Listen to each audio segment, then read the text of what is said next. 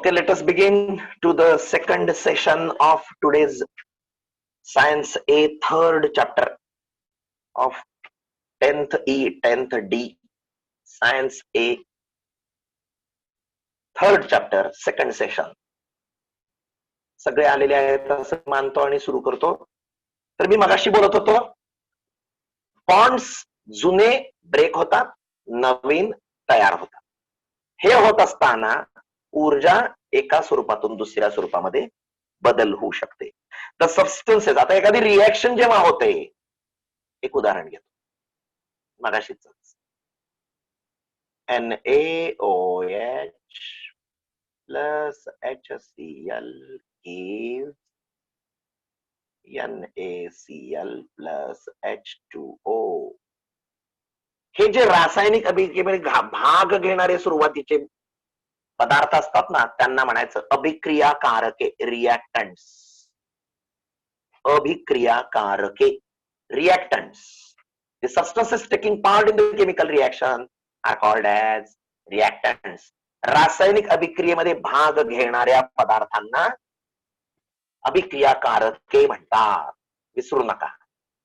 एखादी रिएक्शन झाल्यानंतर जे उत्पन्न मिळतं, म्हणजे हे आणि हे, सोडियम क्लोराईड आणि पाणी, यांना म्हणतो आपण उत्पादिते.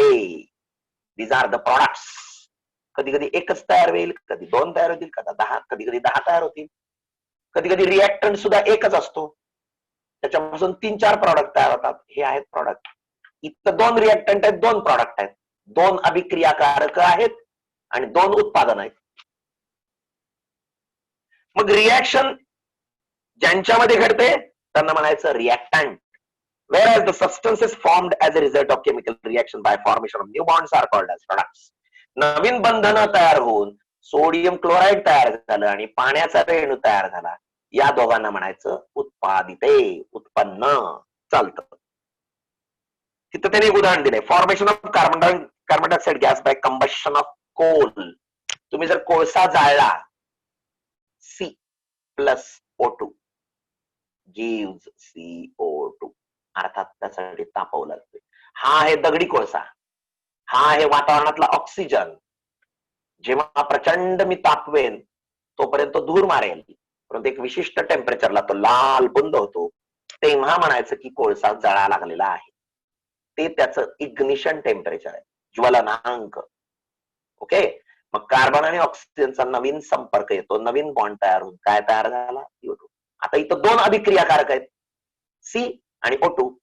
इथं उत्पन्न काय एकच आहे, CO2 प्लस उष्णता प्लस प्रकाश, लाईट बाहेर पडतोय हे आहे. परंतु हातामध्ये साहित्यासारखं बघावं, हात लावावं असं काय आहे? फक्त CO2. बाकी अनुभवायचं काय आहे? उष्णता आणि प्रकाश. हे उत्पादन आहे. Are the reactants while carbon dioxide is a product? The chemical reaction is represented by writing a chemical equation. आता आपण हळूहळू केमिकल इक्वेशन कडे चालू.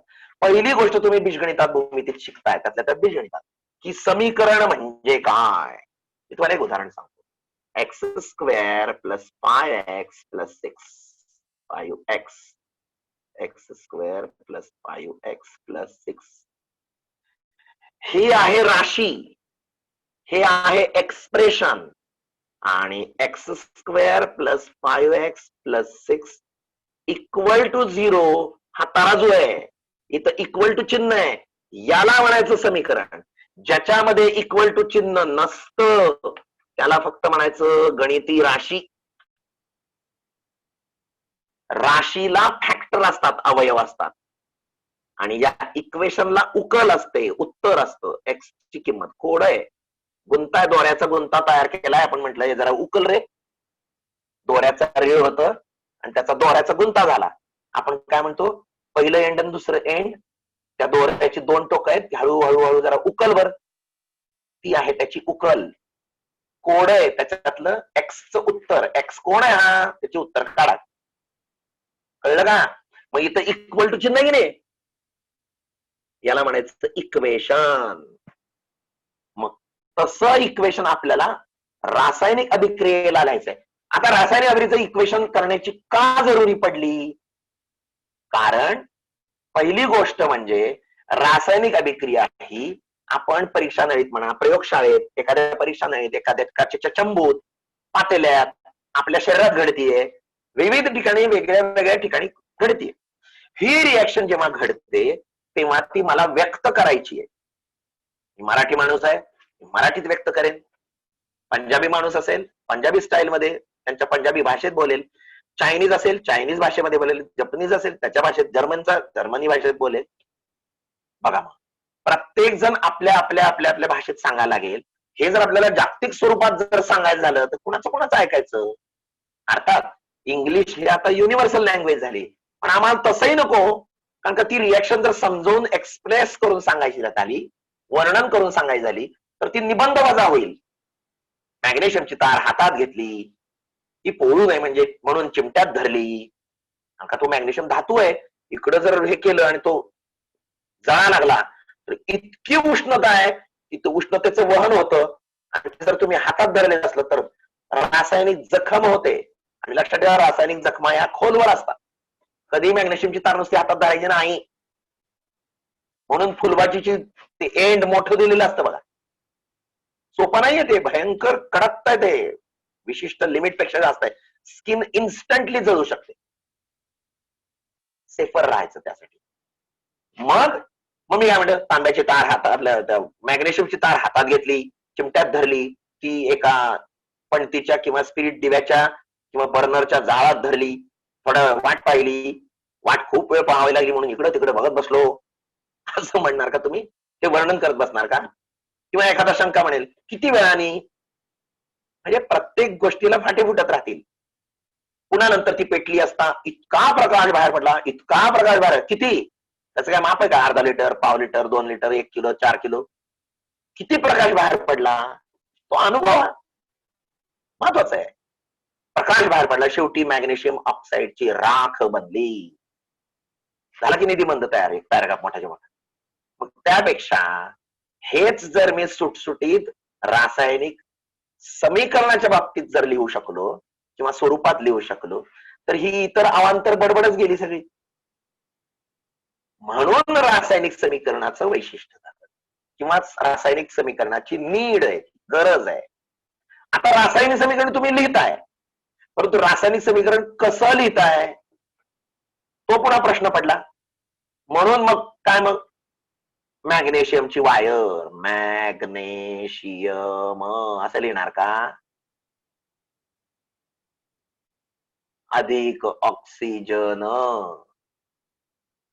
गिव्स किंवा बाण पुढं मॅग्नेशियम ऑक्साईड. हे सुद्धा आता बराचसा पॅरेग्राफ कमी झाला, मान्य आहे, परंतु ते सुद्धा काय झालं, आटपशीर नाहीये. समजायला काय होईल, जो लेखक आहे या रिॲक्शनचा मी आहे, मी लिहिली रिॲक्शन. वाचक कोण वाचू शकेल? ज्याला हे येतं तेच वाचता येईल तोच. मग पुन्हा प्रश्न पडला की सगळ्यांना वाचायला मिळाली पाहिजे, मग कशी लिहा? मग पुन्हा सुरुवातीचं आठवतं, 9वी 8वीत शिकलोय आपण की बर्झेलियस नावाचा सायंटिस्ट आला. कार्बनला पूर्वी कसं एक चिन्ह करून डार्क करत होते, तो झाला कार्बन. गंधक म्हणले की गोल करायचं, सर्कल करायचं आणि त्यामध्ये प्लस लिहायचं. हॉस्पिटलचं प्लस चिन्ह असतं की नाही. गंधकाला औषधी गुणधर्म आहेत. मग गंधकाला औषधी गुणधर्म असल्यामुळं सल्फरला गोलामध्ये प्लस लिहिलं जायचं. मग अशी जर चिन्ह असतील तर कसं, आताच्या काळामध्ये ही चिन्ह सुद्धा नाहीत वापरली जात. मग आता 1945 ला जेव्हा बॉम्ब टाकला गेला जपानवर, त्याच्यानंतर युनायटेड नेशन्स ऑर्गनायझेशन सुरू झाली, स्थापन झाली, आणि त्याच्या जशा विकासासाठीच्या आर्थिक ब्रांच आहेत, जागतिक बँक किंवा IMF, तसं सांस्कृतिक ब्रांच आहे कुठली, युनेस्को. तसं आपली आरोग्याची ब्रांच आहे, तशी WHO. कळलं? तसं सायंटिफिक ऑर्गनायझेशन युनेस्को वगैरे आहे, त्यातली जी शास्त्रीय शाखा आहे, त्यांनी विचार केला. त्याच्या आधी बर्झेलियस होताच. बर्झेलियसने सांगितलं की नाही नाही नाही नाही, मॅग्नेशियम, हायड्रोजन, ऑक्सिजन, सल्फर असलं काहीच नाही, शब्दानी चिन्हानी नाही दाखवायचं. त्याला एक वेगळं चिन्ह करूया, कार्बन C. आता C हे अक्षर अडकलं की नाही कार्बनसाठी, आता C हे अक्षर दुसऱ्या कोणासाठी नाही वापरायचं. मग कॅल्शियम आलं ना, त्याचं CALCIUM स्पेलिंग आहे. मग त्याने सांगितलं त्याचे 2 अक्षर वापरा, CA, सी कॅपिटल स्मॉल ए, अशी आयडिया. काही काही याला इंग्लिश शब्द लॅटिन भाषेचा आहे. हायड्रार्जिरम पाऱ्याला म्हणतात. पाऱ्याला आपण मर्क्युरी म्हणतो इंग्लिशमध्ये, पण त्याची सायंटिफिक लँग्वेज मधलं नाव काय? हायड्रार्जिरम. मग काहीतरी उच्चार करताना काहीतरी स्ट्रेस देतो आपण, कशावर तरी भार देतो. कुठं? जी वर. आणि हायड्राडचं एच, म्हणून HG झाला पारा. सोडियमला Na, नॅट्रियम आहे ते, त्यामुळे Na दिलं गेलं, कारण का नायट्रोजनला N एंगेज झालाय. अशा प्रकारे जसं अणूच सिम्बॉल झाला, तसा अणू अणू एकत्र येऊन तयार होणारा रेणूला सुद्धा विशिष्ट सिम्बॉल मिळाले. पाणी हायड्रोजन आणि ऑक्सिजनचं संयुग आहे, म्हणून H2O झाला. आता H2Oच का?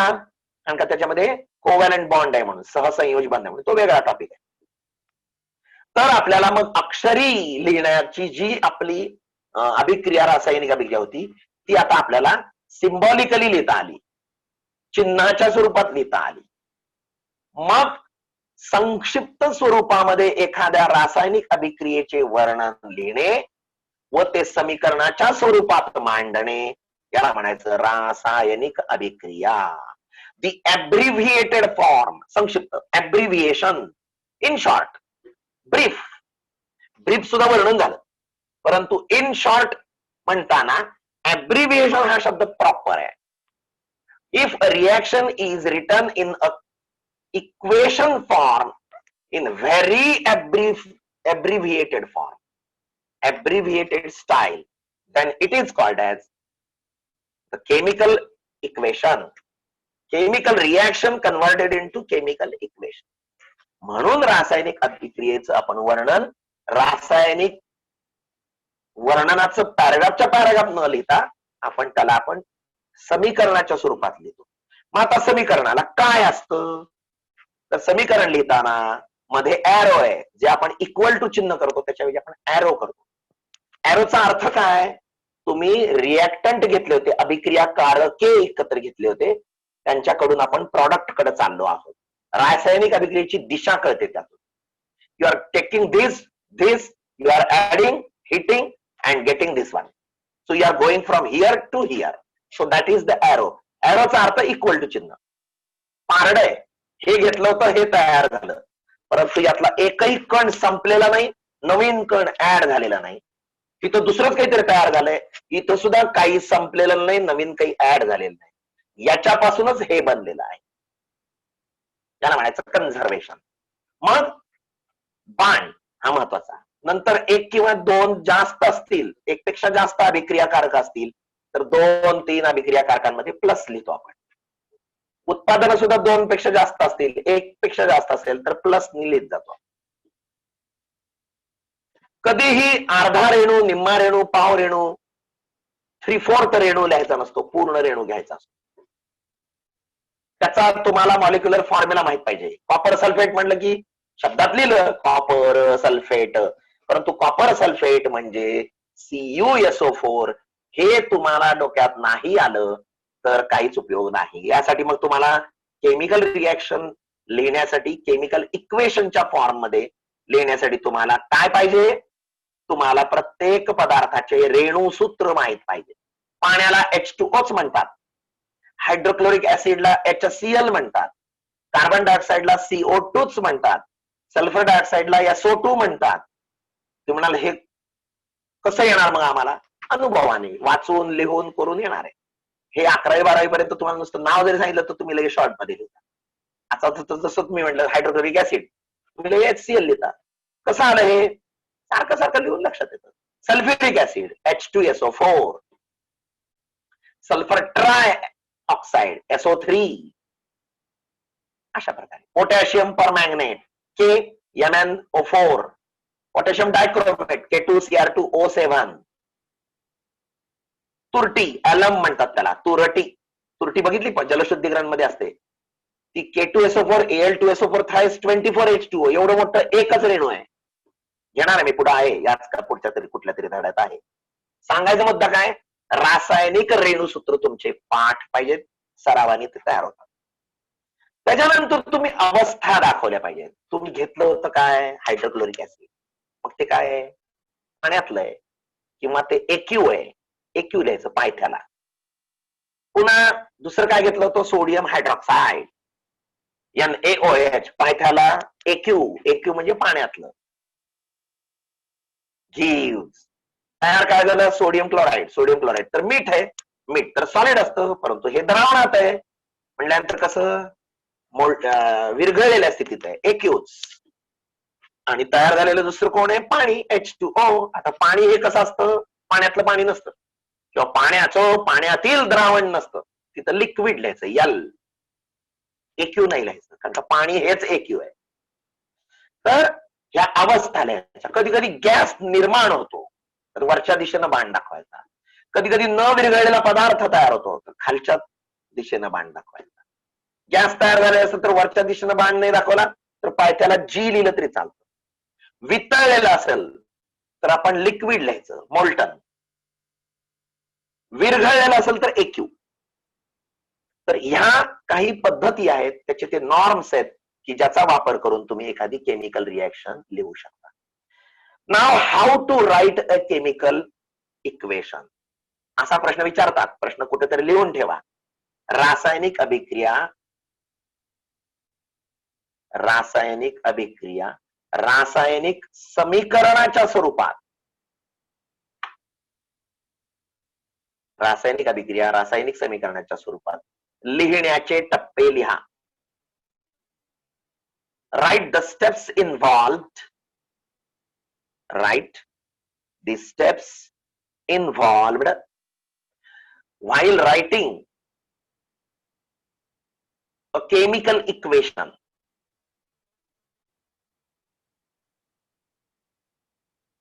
आता मी सांगतो ते नीट ऐका. 2-3 प्रश्न अतिशय एकमेकांना गोंधळ करतात, गोंधळून टाकतात.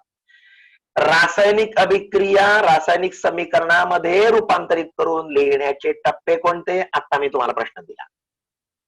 दुसरा प्रश्न हा लिहू नका, त्यावेळी सांगतो. दुसरा प्रश्न असा विचारतील, संतुलित रासायनिक समीकरण लिहिण्याचे टप्पे कोणते, ते सोदाहरण लिहा, उदाहरणासहित. How to write balanced chemical equation, तो वेगळा प्रश्न आहे. आणि आकडा 3, एखाद्या रासायनिक अभिक्रियेपासून तुम्हाला काय गोष्टी समजतात. What is the significance of chemical equation. एखादं रासायनिक समीकरण तुमच्या समोर मांडलंय, तर त्याच्यातून तुम्हाला काय कळतं. समजा लिहिलं NaOH plus HCl gives NaCl plus H2O, एवढंच तुम्हाला दिलं.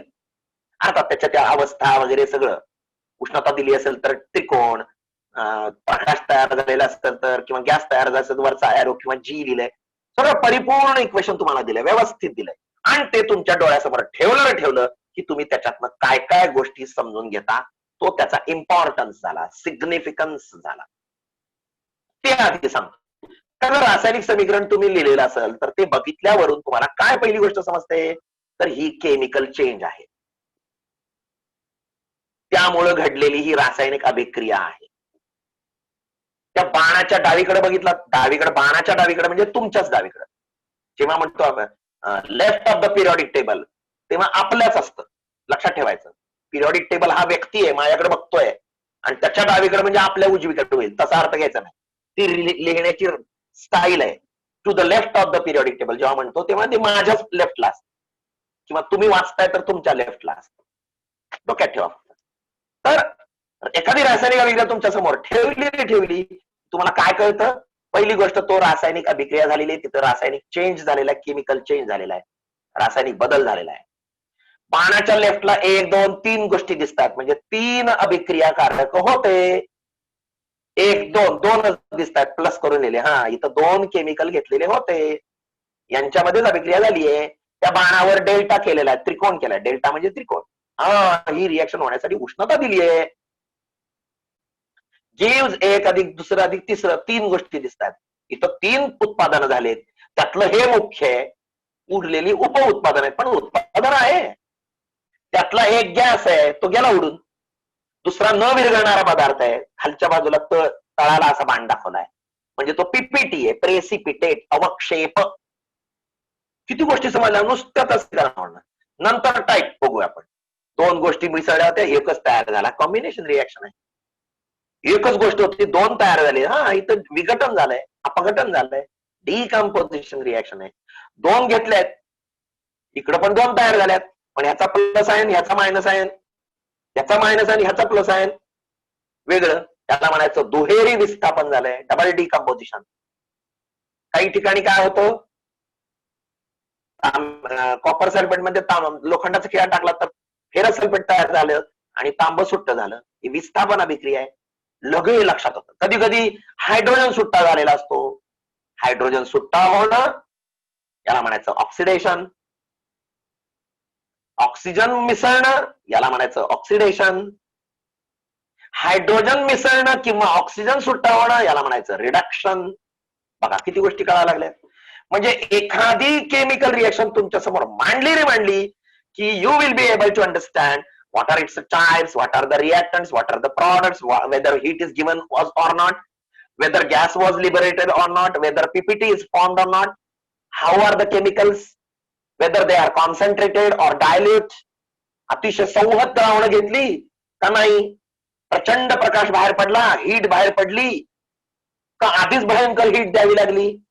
सगळ्या गोष्टीचा उहापोह त्यामध्ये दिसतो. This is understood by simple chemical equation. त्याचा पॅराग्राफ कधी वाचत बसा, आम्हाला नाही वेळ. ते पुन्हा जपनीज भाषेत असेल तर आम्हाला येतही नाही, आम्हाला चित्र दिसायला नाही. काहीतरी आहे बाबा, फॅसेमाईल लँग्वेज आहे तिथे, काहीच कळत नाही. आलं लक्षात. म्हणजे रासायनिक अभिक्रियेवरून कोणता बोध होतो तुम्हाला, हे आता मी जेव्हा हे युट्यूबला टाकेल की तुम्ही सगळं लिहून काढू शकता. कळलं, तुमच्या शब्दात लिहिता आलं पाहिजे तुम्हाला. दुसरा आता आपल्याकडे चाललाय, how what are the steps involved in writing a chemical equation. अजून बॅलन्स्ड कडे गेलेलो नाहीये मी. एखाद्या रासायनिक अभिक्रिया लिहिण्यासाठीचे टप्पे कोणते. पहिली गोष्ट, तुम्हाला वर्णनात रिएक्शन दिलेली असते. प्रश्नच विचारला ना, हायड्रोक्लोरिक आम्ल आणि सोडियम हायड्रॉक्साईडचे द्रावण एकमेकांत मिसळले असता जे घडते त्याविषयीची रासायनिक अभिक्रिया समीकरणाच्या स्वरूपात लिहा. Write in the form of chemical equation. आता एवढा मोठा शाब्दिक प्रश्न आहे, तो समजला. आता आम्ही काय करतो, पहिली गोष्ट सोडियम हायड्रॉक्साईड घेतलं. हा, सोडियम हायड्रॉक्साईड म्हणजे काय, हायड्रोक्लोरिक ऍसिड म्हणजे काय. ओके ओके, सोडियम हायड्रॉक्साईड म्हणजे NaOH, हायड्रोक्लोरिक ऍसिड म्हणजे HCl. लिहा, इथं लिहूया. लिहा म्हणजे तुम्ही नका लिहू. येथे अभिक्रिया कारके कोण कोण आहेत, डॅश हायड्रोक्लोरिक आम्ल, सोडियम हायड्रॉक्साईड, त्याची पाण्यातली द्रावण आहेत म्हणल्यानंतर एक्यू लिहिलं. समजलं. नंतर उत्पन्न काय झालंय, सोडियम क्लोराईडचं पाण्यातलं द्रावण आणि पाणी तयार झालंय. हा, एवढं तरी समजलं. म्हणजे पहिली गोष्ट काय करा, पहिला टप्पा कोणता आहे, पहिल्यांदा त्या वर्णनावरून अभिक्रियाकारक कोणती आहेत, रिएक्टंट कोणते आहेत आणि प्रॉडक्ट कोणते आहेत ते माहित करून घ्या. दुसरा आकडा, तुम्ही ती अभिक्रियाकारकांचे नाव, सोडियम हायड्रॉक्साईड अधिक हायड्रोक्लोरिक आम्ल बाण सोडियम क्लोराईड अधिक पाणी, असं शब्दात परंतु प्लस एरो प्लसच्या स्वरूपात लिहा. म्हणजे शाब्दिक स्वरूपात इक्वेशन लिहा. त्यांचे आता रेणूसूत्र घ्या. रेणूसूत्र, sodium hydroxide NaOH, hydrochloric acid HCl gives NaCl अधिक H2O. कन्वर्ट झालं. जरुरी पडल्यास ती संतुलित करा, हे शेवटी लिहायचं. कारण का अजून आम्ही संतुलित रासायनिक अभिक्रियाच्या स्टेप्स कुठे अभ्यासल्या. आता इथं सध्याच जर बघितलं तर बॅलन्स्ड, बाय चान्स आता मी उदाहरण सांगितलं तर बॅलन्स्ड आहेच आहे, ओके.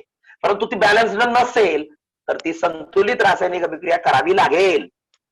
नाहीतर इकडे 4 घेतले तर इकडे 10 रेणू तयार झाले. इकडच्या साईडला सल्फर 10 आहेत, इकडच्या साईडला सल्फर 3च आहेत. उरलेले 7 अणू कुठे गेले, अलाउड नाही. इकडचं बरोबर इकडचं झालंच पाहिजे. मी जेव्हा उदाहरण घेईन ना तुम्हाला ते अजून चांगलं समजेल. सांगायचा मुद्दा हा की तुम्ही रिएक्शन तशी लिहायची. सरते शेवटी त्या अभिक्रियेमध्ये प्रत्येक घटकाच्या अवस्था लिहा. त्या बाणावर उत्प्रेरक वापरला होता का तो लिहा, उष्णता दिली का ती लिहा, सगळ्या गोष्टी लिहिल्या, तापमान लिहिलं, दाब लिहिला, तर ती रिॲक्शन परिपूर्ण झाली. अर्थात बॅलन्स्ड करावी लागली तर बॅलन्स करा म्हटलंय. मग ती जर तुम्ही बॅलन्स केली तर झालं, संपलंच. म्हणजे हे जे टप्पे आहेत ते रासायनिक अभिक्रिया, रासायनिक समीकरणामध्ये लिहिण्याचे टप्पे होत. उदाहरण घेऊन दाखवायचं आत्ताच आणि ते लिहून दाखवायचं. ती बॅलन्स नसली तरी चालते, पण इथपर्यंत लिहावं लागतं, हे या प्रश्नाचं उत्तर आहे. ती बॅलन्स कशी करावी तो वेगळा मुद्दा आहे. आलं लक्षात? आज आता आपण इथं थांबूया. सर्वांना सूचना आहे, दररोज 11:30ला सर्वांनी शार्प यायचं आहे. प्रयोग वही आणून ठेवा. लवकरात लवकर मी एक सेशन घेऊन प्रयोग कसे लिहायचे हेही सांगणार आहे.